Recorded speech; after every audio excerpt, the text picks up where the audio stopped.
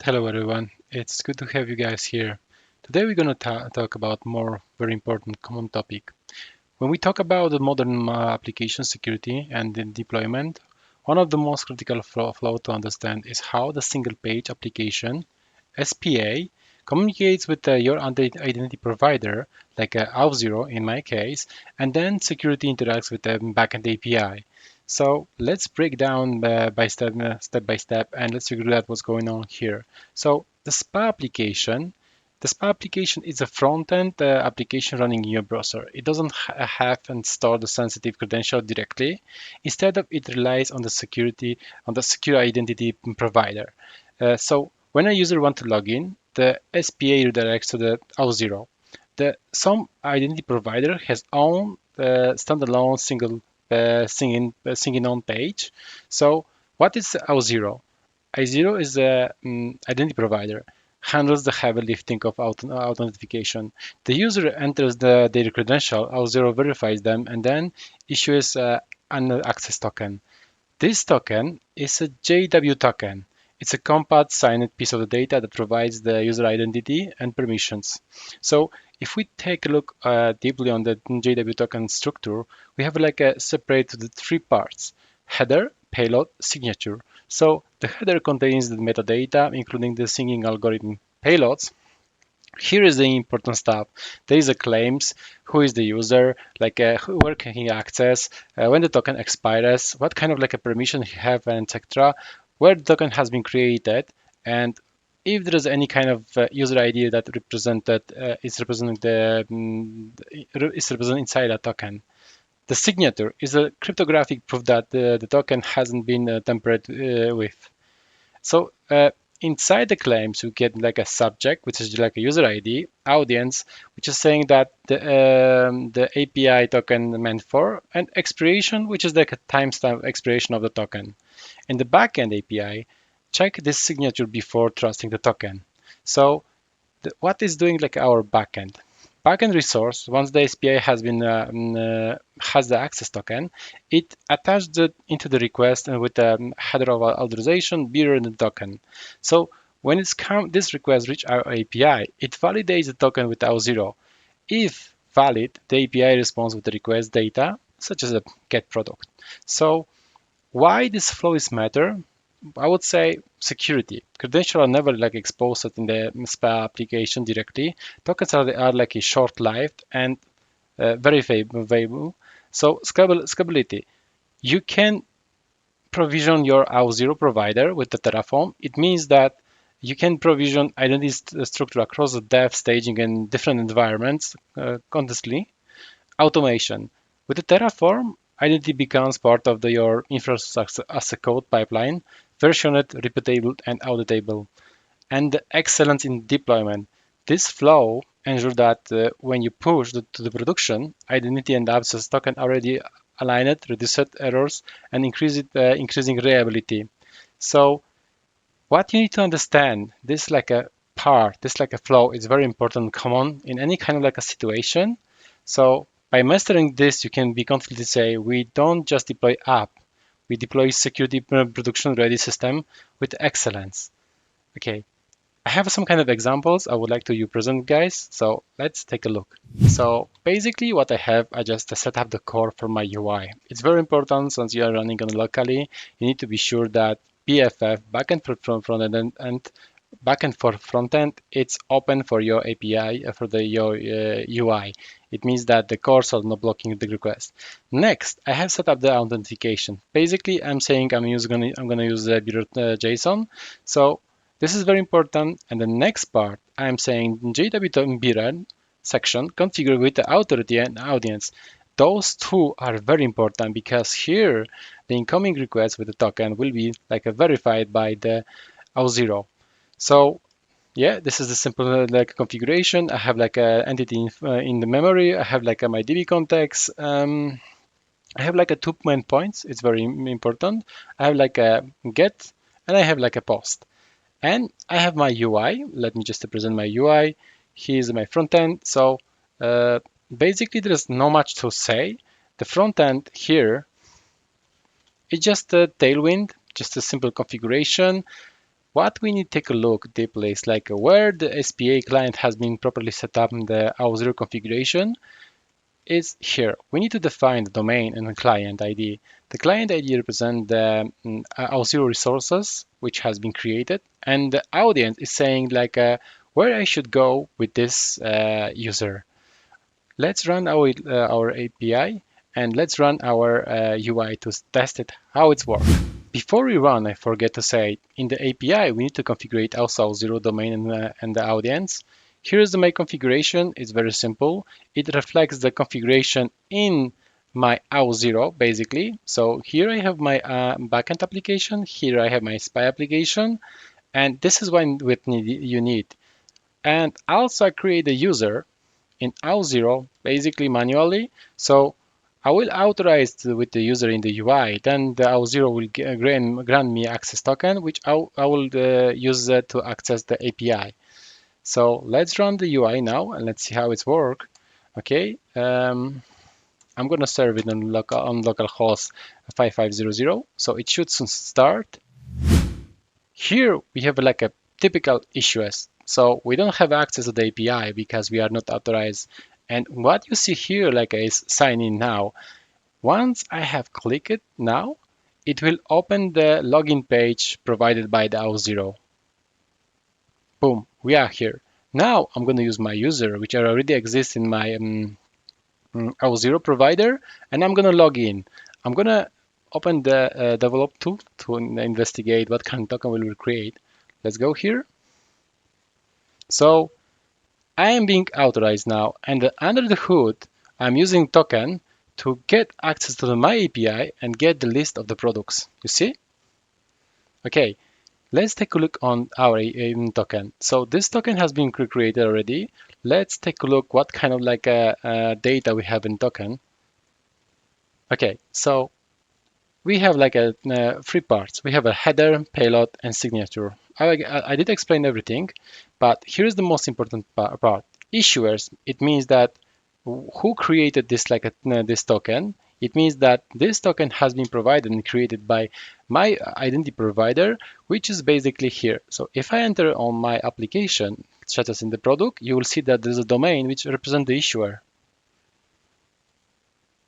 Now let's go back to the token. So we have more information about the audience and subject. The subject is like saying who I am. Basically, it represents the user inside the Auth0. So if I go to the users, you will see that there is a user ID which is represented in my token. The audience is saying where I can have access. In this case, I have access to my app backend API, and I have access to the Auth0 to get the user info. This one is important because this is how the backend verifies if the user is authorized with the proper token. Now, let's go back to our UI and see what's going on here. So if I refresh the page, I'm still authorized because it's created the cookie and etc. on site, so I'm here. Let's try to create a product. Boom. Everything is working. We are authorized. We can do whatever we want. So this is the simple solution. This is how it looks like. You need to understand why we need to use this kind of flow. We need to secure our stuff. Once I have synced out, everything there regarding the same browser will be synced down as well. So it means that no matter where I'm logged in, my user is not authorized more to do any kind of operation. Okay. I have one more topic. I would like to present something more. I wanted to share how the Terraform is being provisioning your Auth0. I don't know if I had described what is a Terraform. Simply, it's a infrastructure as a code. Terraforms automates the provisioning your Auth0, your like a cloud resources. It set up other kind of resources. You define everything there, like a Auth0 clients, API roles, permissions, and in declarative with the TF files. When you run Terraform apply, it creates or update your like a cloud resources, in this case Auth0 tenant configuration. It ensures the consistency across environments like a dev, staging, production. It makes your like a I would say identity infrastructure version it and control it and auditable. It means that your Auth0 configuration in the code deployed along with your app infrastructure are like a cornerstone in the identity as a code. So take a look how the Terraform structure looks like. Basically, this is how it looks on the production version. So we have like a core, like a fundament of the use cases. So it means that we have a backend. Here we need to define if our configuration of the infrastructure will be stored locally or on other kind of resources such as a S3 bucket. Here is like a entrance. So once you run Terraform, it will enter here. It will then run through different of the your sections based what you need to configure. Here we have environments. Here we decide on what environment we're gonna deploy those kind of stuff. Each environment has a small configuration of the backend, main, provider, and variables. Each of them provide enough information to be able to run on different stages. So it means that here we have still information about what kind of backend we are using. Here is a main configuration which will be delivered at this point, and then the provider and variables are the same. So what are the variables? They are inputs when we can just put in our Azure pipeline to be sure that the sensitive data are being provided properly. Now we have here models. Models can define different part of the, I would say, resources. Here could be Auth0, then it might be service bus, it could be the key vault, and other kind of resources depends on your cloud provider. Okay, let's see what we have in the backend. Basically, here is the resource where I'm targeting my Terraform. I have a definition of my client UI, the web API, and of course, some kind of permissions. What is the most important here? So I believe the variables. Here I'm saying what kind of client secret of the Auth0 management I'm using. So what does it means? You need to have some kind of I would say superpower client which will you allow to create different type of resources in your Auth0 management. What does it mean? That you have some kind of a permission. You need to create some kind of a resource which will allow to create other resources. This first resource is like a super user, which has a different access, like I would say full access. The other resources, they are unlimited with the permissions. Let's go back into our Auth0 management and take a look what's going on. So here I have the application, which is called the pipeline. This basically application is my super user. Here he can do whatever he wants. So this application is creating other application, and the other ones don't have permissions such as this one. Here, if we go in this application, you will see that this one has a full access. You see? It means that he is granted with a 264 access. It means that he can do whatever he wants in my Auth0 provider. Okay. What we are missing here is a pipeline. Basically, through the Azure DevOps pipeline, I can orchestrate, I can run and provision in my infrastructure. Here in the pipeline, you have two steps. One, Terraform plan. The second one, Terraform apply. What for is the plan? Basically, it's like a safe run to take a look if the changes are correct, if you are not deleting something which is not appropriate. Let's say that you have a UI, and in the Terraform pipeline, you can notice that the UI configuration or setup or some kind of a credential or other resources might be removed on delayed. So in this first step, you can say, hey, hold on, the changes are not correct. I don't want it to apply. And of course, if everything is fine, the apply basically means create and add to the resources, create or update. So here, there is one more important thing I think I didn't mention. Here, this stuff here, what's going on, basically, it described and being saved as a part of your infrastructure, as a part of your infrastructure to the Terraform state. Terraform state, basically, it's a file which represents the structure and definition of the your resources. So here, this is my Azure portal. I have resources. I have named it like a YouTube examples. Here I have my a storage account. Here I store my Terraform state. If I go to the storage browser, you will see there is a folder called like a state, tf state, and here is my configuration for the like a Auth0 management. If I go here and edit this file, you will see that this is JSON structure of the file, which represents this, some kind of configuration in Auth0.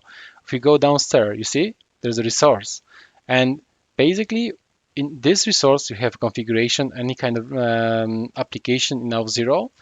If we go other places, you can see that we are showing also like a certification, PKS, and etc. And some sensitive data might be also found here. This is like a configuration for my API. So it means that if I go somewhere here, I should find the secrets and the client ID for this particular API.